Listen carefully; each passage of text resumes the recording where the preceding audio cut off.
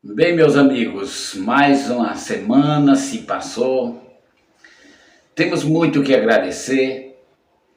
É momento de fazermos uma autoanálise, uma reflexão, um balanço geral de tudo que aconteceu nessa semana que se passou e também uma avaliação para o novo começo de semana que se inicia, né?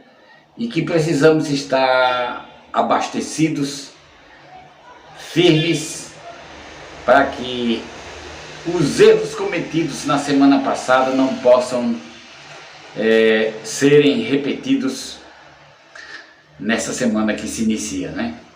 Na vida nós temos muitos problemas, muitas dificuldades, passamos por muitas provações, mas essas provações têm um objetivo muito comum, que é fortalecer-nos e nos dar coragem para enfrentar o dia a dia.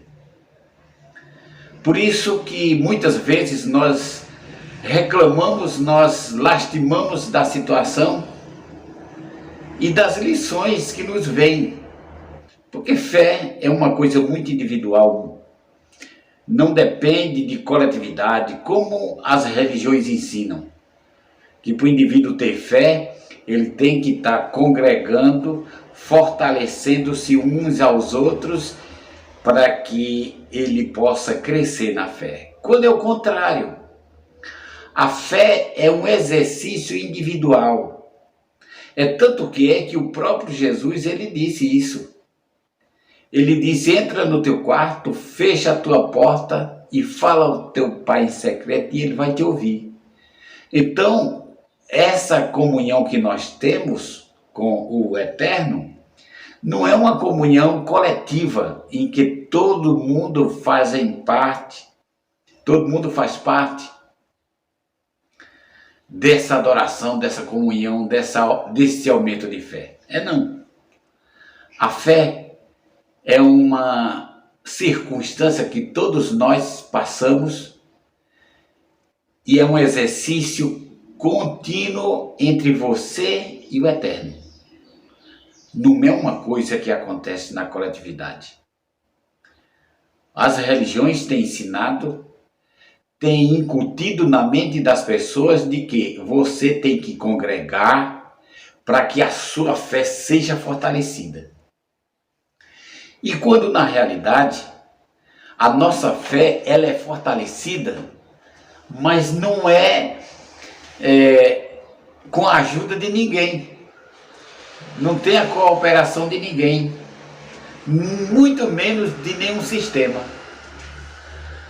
A fé que nós possuímos, que nós temos e que cresce como um grão de mostarda, é uma fé individual entre você e Deus.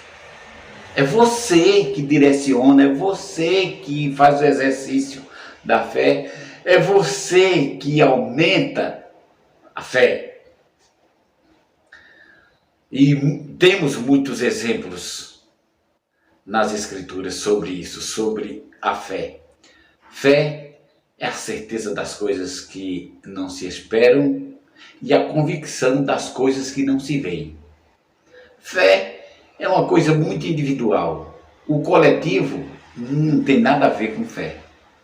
Você pode estar sem congregar e você pode ter fé. Como você pode estar congregando e não ter fé. Foi isso que foi exemplificado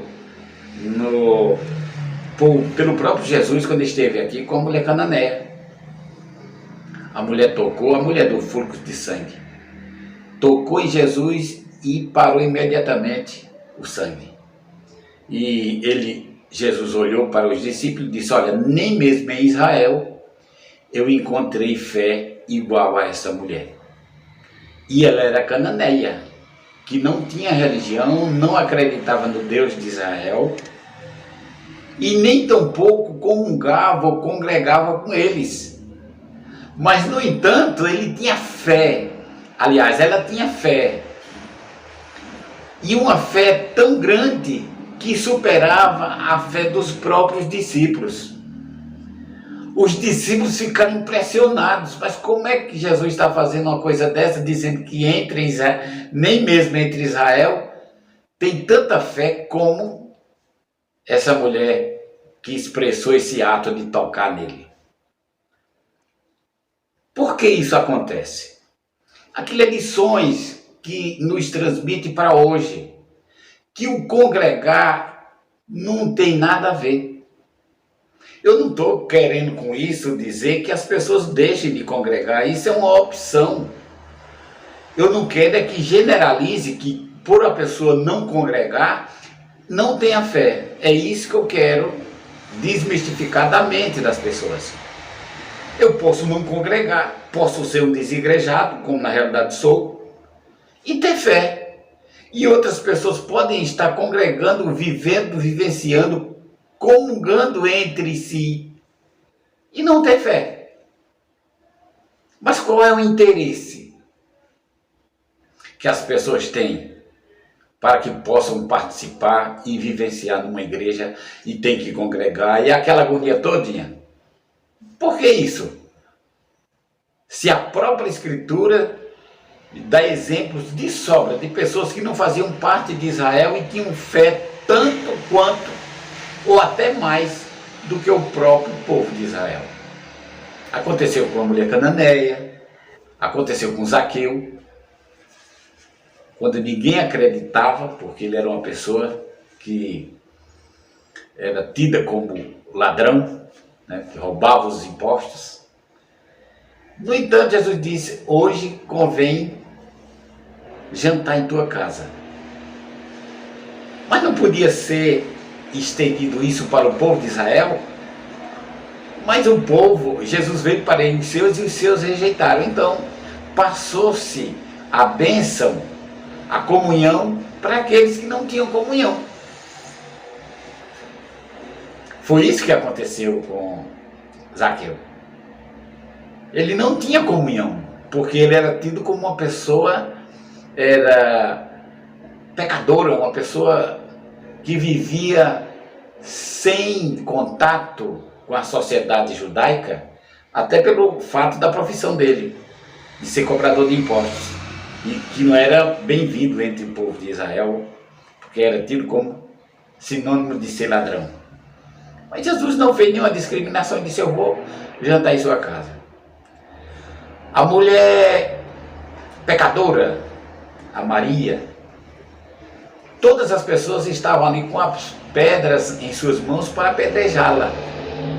Ela não era congregacionalista, ela era desigrejada, até a moral que ela tinha entre a sociedade, que não fazia parte do convívio dos santos, tidos santos de Israel.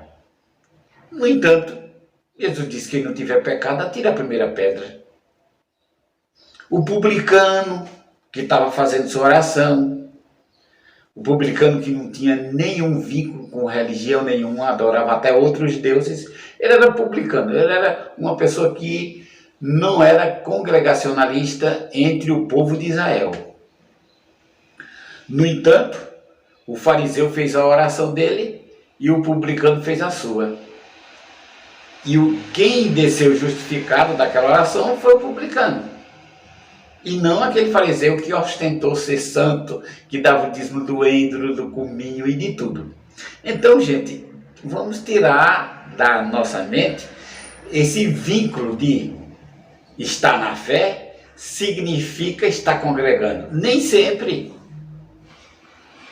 Então, esse vínculo de congregar significar que a pessoa está com mais fé ou menos fé, isso é uma ideia do sistema que criou isso e taxou, pejorou o sentido de desigrejado, porque não dá lucro para o templo.